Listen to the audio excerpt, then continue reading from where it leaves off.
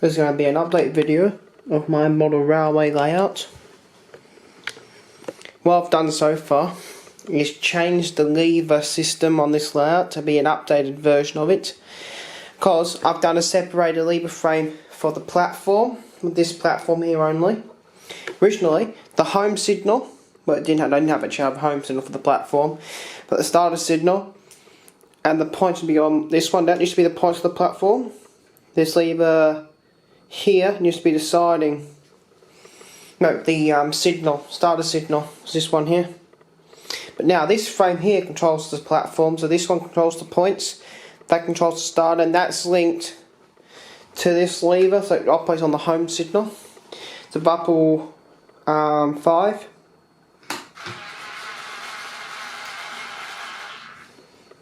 And the pull 4.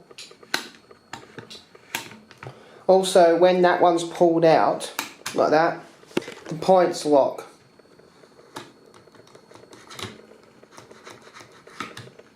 If I reset that and then pull this in.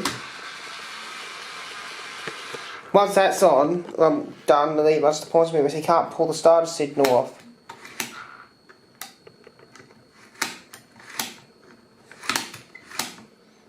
If I pull the points,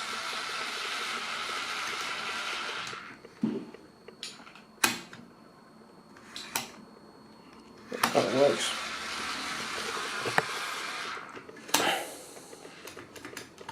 Yeah, without release.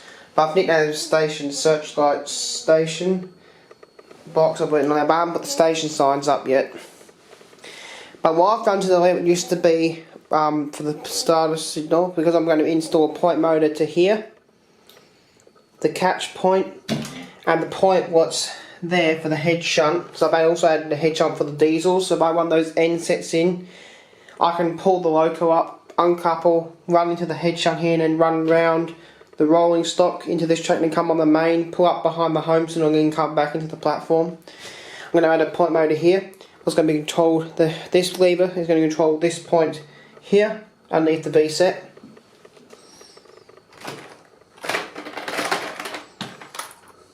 That point there.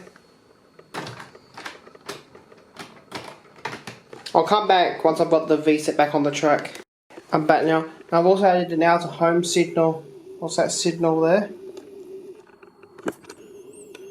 I'm going to turn it around for you guys so you can see it better. But that's the signal. Now by 411. Not 10 actually, I have to glue the numbers on the right way.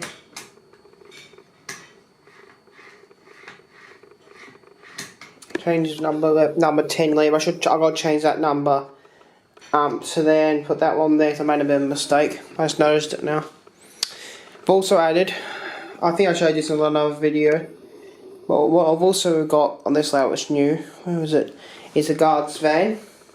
New I got the other day, I haven't put the video up of it yet. And I've also converted this guard's van to have, I know it's not correct for British Rail to have these couplings on their guards vans, but I put the knuckle coupler on the guards van. Like the ones I use on my locomotives, knuckle couplers. I know it's not correct because I use screw couplings. And also I've added to my lever. Also on this one, it used to be only go up to about there. Now I put 2 extra levers. One for the point, number 14 controls that point over there.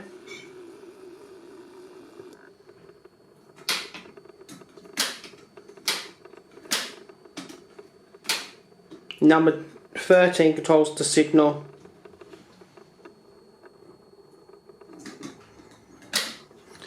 Those signals were made out of an old Searchlight signal model I had. Had one like this. It was a double head signal. And because it broke, I took the Searchlight heads off and soldered some wires to the heads and made my own draw signals. I've also added this signal here. It's not wired in. This is going to be wired in soon for when I put the point motors in. If you only want to get all my point motors and all that from, I'm going to get from Metro Hobbies, Box Hill or Burke Street Mall. Metro Hobbies.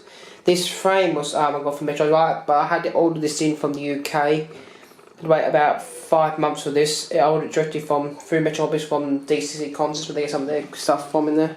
well, get probably most of the DC contacts in an order if they haven't got any in the store. Oh, this frame was originally a 6 lever frame, so it needs to be only that much levers, and I extended it to a 13 lever. I've also added a hidden programming track in this layout, and when I say hidden, this head shunt won't look a normal head shunt, but it's got insulated rail joiners. There. To insulate that track, and I've got a switch behind this old sheet I have, and that switch there.